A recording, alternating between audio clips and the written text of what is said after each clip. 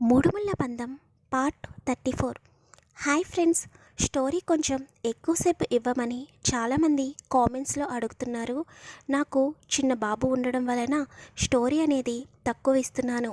కుదిరినప్పుడు తప్పకుండా 3 పార్ట్స్ ఇవ్వడానికి ట్రై చేస్తాను. అండ్ ఈ స్టోరీ అనేది నా సొంతంగా నేను క్రియేట్ చేసిన స్టోరీ. ఈ స్టోరీ ఇంకెక్కడా మీకు అవైలబుల్ ఉండదు. ఇప్పుడు స్టోరీలోకి వెళ్ళిపోదాం. విక్రమాదిత్య ఆఫీస్కి వెళ్ళిన తర్వాత కొటేషన్ ప్రిపేర్ చేస్తూ ఉంటాడు. మళ్ళీ ఉదయం జరిగిన విషయం గుర్తుకు తెచ్చుకుని వేరే వ్యక్తికి కాల్ చేస్తాడు.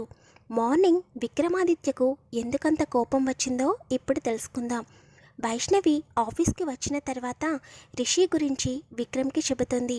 విక్రమ్ తనకు తెలిసిన వాళ్ళ ద్వారా ఆ రూట్లో ఉండే సీసీటీవీ ఫుటేజ్ తనకి మెయిల్ పంపించమని చెబుతాడు. కొంత సమయం తర్వాత విక్రమ్ మెయిల్కి సీసీటీవీ వీడియో వస్తుంది. ఆ వీడియోలో ఒక వ్యక్తి వైష్ణవితో మాట్లాడడం కనిపిస్తున్న విక్రమ్కి కోపం వచ్చి ఫ్లవర్ వాస్ పగలగొడతాడు. ఇప్పుడు ప్రజెంట్కి వచ్చేద్దాం. వెంటనే విక్రమాదిత్యకు ఆ విషయం గుర్తుకు వచ్చి సీసీటీవీ ఫుటేజ్ డీటెయిల్స్ని వేరే వ్యక్తికి పంపించి ఆ ఫుటేజ్లో ఉన్న వ్యక్తి యొక్క డీటెయిల్స్ మొత్తం కనుక్కొని తనకి ఇన్ఫర్మేషన్ మెయిల్ చేయమని చెబుతాడు. తర్వాత విక్రమ్ వైష్ణవికి కాల్ చేసి 2 డేస్ వరకు ఆఫీస్కి రావక్కర్లేదని, ఇంటి దగ్గరే ఉండి వర్క్ చేయమని వైష్ణవికి చెప్పి టైంకి ట్యాబ్లెట్స్ కూడా వేసుకోమని చెప్పి ఫోన్ కట్ చేస్తాడు. అలా 2 డేస్ వైష్ణవి ఇంటి దగ్గరే ల్యాప్టాప్లో వర్క్ చేస్తూ ఉంటుంది.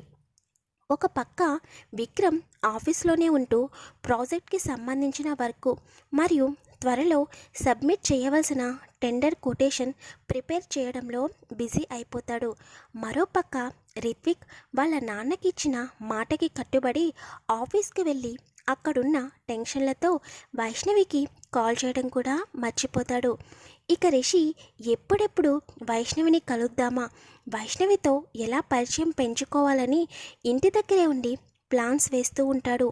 2 డేస్ తర్వాత ప్రాజెక్ట్ వర్క్ అనేది కంప్లీట్ అయిపోతుంది. ఉదయ్ విక్రమ్ ఛాంబర్కి వచ్చి వర్క్ కంప్లీట్ అయిపోయిందని, ఒకసారి ఫైల్స్ అన్నీ చెక్ చేస్తే సబ్మిట్ చేయొచ్చని చెప్పి ఫైల్స్ అన్నీ విక్రమ్ టేబుల్పై పెట్టి వెళ్ళిపోతాడు. విక్రమ్ ఫైల్స్ అన్నీ ఒకసారి క్రాస్ చెక్ చేసుకుని అంతా ఓకే అనుకున్న తర్వాత ప్రాజెక్ట్కి సంబంధించిన డీటెయిల్స్ అన్నీ సబ్మిట్ చేసి, అలాగే ఎవరైతే ప్రాజెక్ట్ వర్క్ చేశారో వాళ్ళకి 2 డేస్ లీవ్ ఇస్తాడు. అలా ఈ 2 డేస్లో ప్రాజెక్ట్ వర్క్ కంప్లీట్ అయిపోవడం, అదేవిధంగా వైష్ణవి మరియు విక్రమ్ ఒకరినొకరు చూసుకోకపోవడం జరుగుతుంది.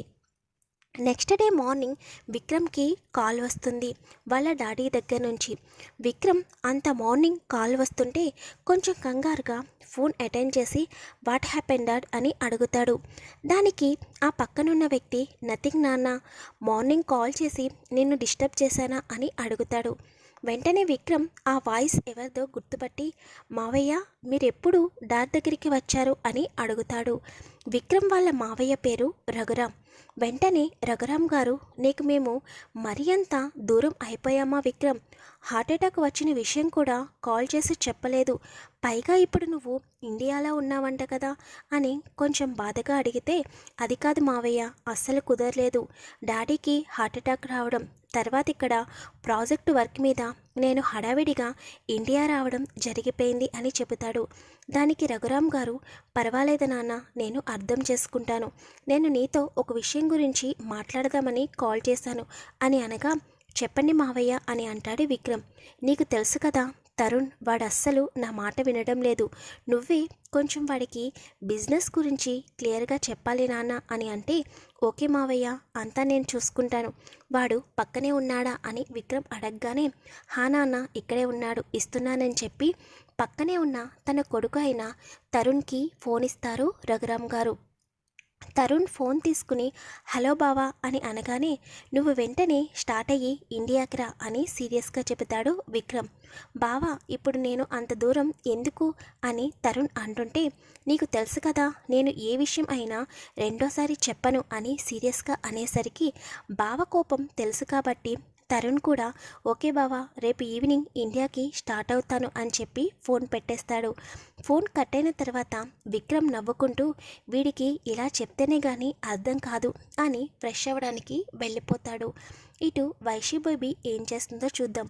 2 రోజులు వైష్ణవి ఇంట్లో ల్యాప్టాప్లో ప్రాజెక్ట్ వర్క్పై సీరియస్గా వర్క్ చేసి బాగా అలసిపోవడం వలన టైం 8 అయినా కూడా మెలకువ రాదు. ఇంతలో వైష్ణవి ఫోన్ రింగ్ అవుతూ ఉంటుంది. వైష్ణవి ఫోన్ స్క్రీన్పై ఉన్న నెంబర్ చూసి దెబ్బకి నిద్రమత్తు వదిలిపోయి చెప్పండి విక్రమ్ గారు అని అంటుంది. దానికి విక్రమ్, ఏంటి వైష్ణవి 8 అయినా కూడా నీకు మెలకువ రావడం లేదా, ఈరోజు ఆఫీస్కి రావాలని లేదా అని అంటుంటే, అదేం లేదు సార్, నేను ఫ్రెష్ అయ్యి ఆఫీస్కి వచ్చేస్తాను అని వైష్ణవి కంగారుగా చెబుతుంది. అవసరం లేదు, ఈరోజు ఫారెన్ డెలిగేట్స్ వస్తున్నారు, బయటకు వెళ్ళాలి, తొందరగా రెడీ అవ్వు, మనం మీటింగ్ కంప్లీట్ అయ్యి వచ్చేటప్పటికి నైట్ అయిపోవచ్చు అని విక్రమ్ చెబుతాడు. ఓకే సార్ అని చెప్పి వైష్ణవి ఫోన్ కట్ చేస్తుంది. మళ్ళీ వెంటనే వైష్ణవి విక్రమ్కి కాల్ చేస్తుంది. ఇప్పుడే కదా ఫోన్ కట్ చేసింది, మళ్ళీ ఫోన్ ఎందుకు చేసిందో అని విక్రమ్ అటెండ్ చేయగానే, సార్ ఈరోజు టెంపుల్కి వెళ్దామా సార్ అని కొంచెం నెమ్మదిగా అడుగుతుంది. ఎందుకంటే విక్రమ్ టెంపుల్, దేవుడు వాటిపై ఎక్కువ నమ్మకం చూపించడని అలా నెమ్మదిగా అడిగేసరికి విక్రమ్ వైష్ణవి గురించి ఒప్పుకుని ఓకే త్వరగా రెడీ అయ్యి కాల్ చేయి అని చెప్పి ఫోన్ కట్ చేస్తాడు. వైష్ణవి ఆశ్చర్యంగా ఫోన్ వైపు చూసుకుని, విక్రమ్ గారు నిజంగా ఒప్పుకున్నారా, నన్ను గుడికి తీసుకువెళ్తారా అని సంతోషంగా చిన్నపిల్లలా ఎగురుకుంటూ అమ్మో టైం అయిపోతుంది, త్వరగా రెడీ అవ్వాలని వాష్రూమ్లోకి వెళ్ళిపోతుంది. వైష్ణవి ఫోన్ పెట్టేసిన తర్వాత విక్రమ్ మెయిల్ చెక్ చేస్తూ ఉండగా ఇంతలో తన బాడీగార్డ్ అయిన స్టీఫెన్ విక్రమ్కి కాల్ చేస్తాడు. విక్రమ్ స్టీఫెన్తో ఈ 2 రోజులు ఎవరైనా అనుమానంగా వైష్ణవి ఫ్లాట్ దగ్గర కనిపించారా అని సీరియస్గా అడుగుతాడు. దానికి స్టీఫెన్, లేదు సార్, మీరు చెప్పినట్టే 2 డేస్ నుండి మేడం ఫ్లాట్ దగ్గరే బయట ఉన్నాను, ఎవరూ కూడా అనుమానంగా కనిపించలేదు, అలాగే మేడం గారు కూడా ఈ 2 డేస్ అసలు బయటికి రాలేదు అని చెబుతాడు స్టీఫెన్. దానికి విక్రమ్, ఓకే నువ్వు ఎప్పుడూ కూడా వైష్ణవి ఫ్లాట్ దగ్గరే ఉండు, చుట్టుపక్కల ఎవరైనా అనుమానంగా కనిపిస్తే నాకు వెంటనే ఇన్ఫామ్ చేయమని చెబుతాడు. ఓకే సార్, తప్పకుండా మీకు కాల్ చేస్తాను అని స్టీఫెన్ కాల్ కట్ చేస్తాడు. వైష్ణవి దగ్గర విక్రమ్ బాడీగార్డ్ అయిన స్టీఫెన్ని ఉంచడానికి గల కారణం ఏమిటో ఇప్పుడు తెలుసుకుందాం. 2 డేస్ బ్యాక్ విక్రమ్ ఋషి గురించి డీటెయిల్స్ కనుక్కోమని ఒక పర్సన్కి చెబుతాడు. అతడు సీసీ కెమెరాలో ఉన్న రిషి యొక్క పూర్తి డీటెయిల్స్ని విక్రమ్కి మెయిల్ చేస్తాడు. ఆ డీటెయిల్స్ చూసిన విక్రమ్కి రిషి తమ కంపెనీకి పోటీగా ఉన్న భూపతిరావు కొడుకు అని తెలుస్తుంది.